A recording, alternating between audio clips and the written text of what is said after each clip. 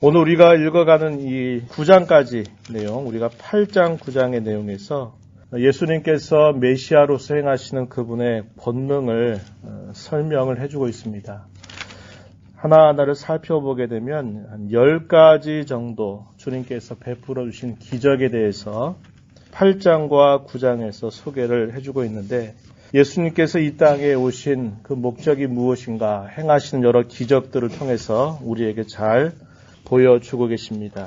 이 사역들에 대한 요약은 우리가 읽지 않았습니다만 9장 35절에서부터요 38절까지의 그 핵심적인 내용들이 요약이 되고 있습니다. 이 부분은 예수님께서 이 땅에 공생애를 시작하시면서 예수님이 하시는 일들에 대해서 요약했던 3가지 사역을 다시 한번 여기서 소개를 해주게 됩니다. 35절 말씀을 먼저 보시면은 이렇게 말합니다. 예수께서 모든 도시와 마을에 두루다니사 그들의 회당에서 가르치시며 천국 복음을 전파하시며 모든 병과 모든 약한 것을 고치시니라. 가르치셨다, 천국 복음을 전파하셨다, 고치셨다. 이것이 예수님께서 이 땅에서 하신 사역을 요약하는 3가지의 표현입니다. 이 내용은 마태복음 4장 23절에서도 표현되고 있는 말씀이라고 한 겁니다. 예수님께서 이렇게 하실 때 그 주님의 마음이 어떤 마음이었는가라고 소개할 때 이 36절에 보면요, 이렇게 말합니다. 무리를 보시고 불쌍히 여기셨다. 이는 그들이 목자 없는 양과 같이 고생하며 기진함이다. 이렇게 말합니다. 당시에 많은 종교 지도자들이 분명히 있었습니다. 바리새인이나 서기관이나 대제사장들이나 그 백성들의 인도자임을 자처했고, 또 주께서 사실상 그들을 지도자들로 세우셨지만 그들이 하는 신앙의 행태나 그들의 가르침, 그들의 삶의 내용들을 봤을 때는 백성들을 인도하는 목자 역할을 감당하지 못했습니다. 그래서 주님은 그들을 향해서 가르치시고 전파하시고 고치시는 일을 하실 때 그 주님의 마음은 목자를 잃어버린 양이 어디로 가야 될지를 몰라 방황하고 있는 그들에게 참된 목자로서 역할을 감당하셨다. 이렇게 소개를 해줍니다. 그러한 사역 가운데서 이 9장에서도 여러 가지 사건들이 기록이 되고 있는데요. 예수님께서 거라사의 광인을 치유하시고 갈릴리 바다를 건너오신 다음에 한 중풍병자를 데리고 오는 것을 보게 됩니다. 중풍병에 걸렸다라는 말은 그의 죄로 말미암아서 하나님께로부터 죄 때문에 받은 결과라고 사람들은 보편적으로 생각을 했어요. 그가 왜 이런 병에 걸렸느냐? 그것은 그의 죄가 많기 때문이다. 그 죄가 용서받지 못했기 때문이다 라고 사람들은 다 생각을 했고 실질적으로 그렇게 가르쳤습니다. 중풍병에 걸린 사람이 혼자 나올 수가 없으니까 그의 친구들이 데리고 나오죠. 그랬더니 예수님께서 그 중풍병자를 향해서 이런 말씀을 하십니다. 내 죄 사함을 받았느니라. 이런 말씀을 하셔요. 왜냐? 조금 전 말씀드린 것처럼 사람들의 생각은 그가 죄를 용서받지 못했기 때문에, 그 하나님 앞에 흉한 죄를 지었기 때문에 그러한 중풍병에 걸려 있다고 누구나 다 그렇게 보았기 때문입니다. 그래서 주님은 그 사람을 보시고서 내 죄가 다 용서받았다라고 이렇게 말씀을 하십니다. 이 말을 들은 사람들이 어떻게 반응할까요? 지가 누구기에 과연 죄를 용서받았다고 이렇게 선언할 수 있느냐? 그 어느 누구도 선언할 수 없는 죄 용서를 선언하는 그 예수님의 말을 듣고 이건 분명히 신성 모독이다. 하나님을 모독하는 행위다 라고 이렇게 반응을 보이게 됩니다. 그러니까 주님께서 물으시죠. 죄 사함을 받았다 하는 말이 쉽겠느냐? 이 중풍병자가 나음을 입어서 일어나 걸어가라 하는 이 말이 쉽겠느냐라고 질문을 던지십니다. 죄사함을 받는다라는 이 말은 쉽게 할 수 있어도 실제로 그것이 나타나는 일에 있어서는 누구도 할 수 없는 일이죠. 그러나 말로는 할 수 있을 것입니다. 그러나 일어나 걸어라 하는 이 말은 즉각적인 반응이 나타나야만 되는 겁니다. 그래서 실제적으로 그 어떤 것도 쉽게 할 수 있는 일이 아니에요. 그러나 더 어려운 일은 뭐냐면 그 사람의 죄가 용서받았다라고 말하는 선언일 것입니다. 그래서 예수님은 죄 사함을 받았다라는 말씀과 함께 그를 향해서 일어나 걸어가라 이런 말씀을 하시게 됩니다. 그러면서 이 사건을 통해서 예수님이 바로 죄를 사하시는 권세를 가지신 분이다. 곧 하나님 자신이심을 이 사건을 통해서 보여주시게 됩니다. 이 사건을 지켜보는 사람들은 그 말을 듣고서는 하나님께 영광을 돌리게 되지만 그러나 또 거기에 있는 사람들 몇몇은 이것으로 인해서 예수님을 더 미워하게 되는 어떤 계기가 된다 하는 겁니다. 이 중풍병자에 대한 기록이 우리가 읽은 앞부분에 소개가 되죠. 그리고 이 복음서를 기록하고 있는 마태 자신이 어떻게 부름을 받았는가 하는 내용이 소개가 됩니다. 그는 세리 출신의 사람이었음을 알려줍니다. 그래서 당시의 사람들의 생각으로는 그는 죄인으로 치부됐던 사람, 로마의 제국에서 자신의 이득을 취하기 위한 그런 목적으로 자신의 민족을 배반한 사람들처럼 받아들여졌던 대표적인 인물이었다고 하는 겁니다. 예수님께서 마태를 찾아와서 일어나 나를 따르라 하시는 이 말씀을 들을 때 마태는 그 예수님의 말씀을 따라서 자신이 예수님을 따랐다라고 소개합니다. 예수님이 자신을 찾아와 주신 것에 대해서, 자신을 부르신 것에 대해서 너무 감사해서 자기의 집에 잔치를 배설합니다. 그래서 많은 자신의 동료들 그리고 당시의 사람들이 소위 죄인들이다라고 부르는 사람들을 초대해서 함께 만찬에 있게 되었습니다. 이것도 유대인들의 정결법에 의하면 어긋나는 행위였습니다. 죄인들과 함께 식사를 나눈다, 그들과 함께 교제한다라는 것은 명백하게 구약의 자신들의 이해에 따르면 그것은 부정한 일이고 옳지 않은 일이다 이렇게 받아들였던 것입니다. 그래서 그 일을 통해서 예수님은 그 일을 행하시는 그 주님이 무엇을 위해서 이 땅에 오셨는가 하는 것을 소개해 줍니다. 나는 의인을 부르러 온 것이 아니라 자신의 죄악됨을 인정하고 소위 말한 죄인들을 나는 부르러 여기에 왔다. 이렇게 말씀을 하셔서 주님이 이 땅에 오신 궁극적인 목적이 무엇인가? 바로 이 사건을 통해서 또 거기에 모여있는 많은 사람들에게 그 목적을 알려주시게 됩니다.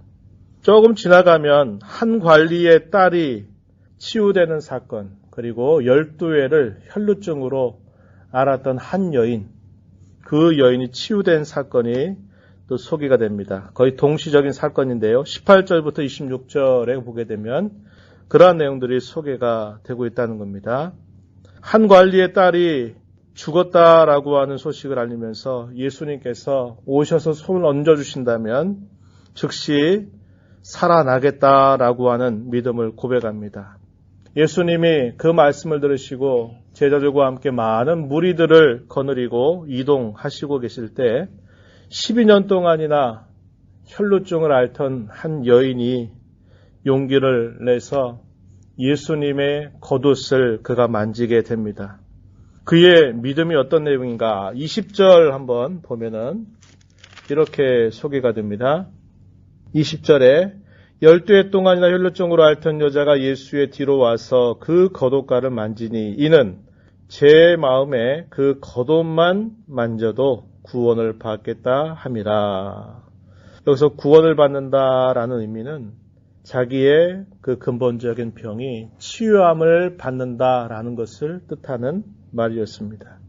그녀 같은 경우에도 부정한 여인에 해당이 됐기 때문에 사람들에게 나설 수 없는 겁니다. 그러나 예수님에 관한 소문을 듣고 그 예수님이 행하시는 일들을 그가 들으면서 그 예수님을 향해서 큰 용기를 내서 예수님이 지나가는 그곳에 오게 되었고, 예수님을 직접 대면하기도 어려워서 예수님이 입으신 그 옷자락에 자신의 손만 댄다 하더라도 자신은 그 주님으로 말미암아 고쳐짐을 받을 수 있겠다라고 하는 이런 믿음을 가졌다고 이야기합니다. 예수님은 그 여인을 향해서 친히 말씀을 하시죠. 22절에 따라 안심하라, 내 믿음이 너를 구원하였다. 이 말씀이 떨어지자마자 실질적으로 그 여인의 혈루의 근원이 마르게 되면서 나음을 받았다라고 소개를 해줍니다. 마침내 한 관리의 딸이 죽어있는 그곳에 가셔서 주님은 그 죽어있는 아이를 향해서 죽은 것이 아니라 자는 것이다 라고 이렇게 말씀을 하시게 됩니다. 이미 장례 절차가 진행되고 있는 그런 상황 속에 하시는 이 예수님의 말씀은 많은 무리들로부터 비웃음을 당하게 되었습니다. 이미 다 죽어서 장례 절차가 진행되고 있는데 무슨 저런 말을 하는지 상황 파악을 못하고 있구나라는 생각으로 예수님을 비웃었습니다. 그런데 예수님께서 그 아이를 향해서 우리말 여기 마태복음은 요약하고 있지 않지만 아람어 말로 달리다굼, 소녀야 일어나라 하시는 이 말씀과 함께 그 아이의 손을 잡아 당기니까 그 죽었던 딸 아이가 다시 살아나게 되는 기적이 일어나게 되었다라고 이야기합니다. 다양한 형편 속에 살아가는 사람들이 주님을 향해서 어떠한 믿음을 고백하고 있는가 하는 것을 이 사도 마태는 여러 사건들을 집중적으로 기록하면서 그 믿음의 다양한 면모들을 소개해주고 있는 것을 보게 됩니다. 이후로 두 맹인을 고쳐주신 사건, 귀신이 들려서 말을 못했던 사람이 치유함을 받게 되는 그런 사건, 이것이 계속적으로 모아서 기록이 되고 있습니다. 이걸 통해서 우리에게 분명히 가르쳐 주시는 것은 아무리 다양한 인생살이를 살아오고 다양한 형편 속에 살아간다 하더라도 주님을 향한 진실한 믿음의 고백을 갖고 있는 자라면 그 어느 누구든지 하나님 나라의 천국의 백성이 됨을 예수님께서 분명하게 말씀해 주고 있습니다. 우리가 한 인생을 살아가면서도 이런저런 많은 상황과 처지에 놓일 수 있습니다.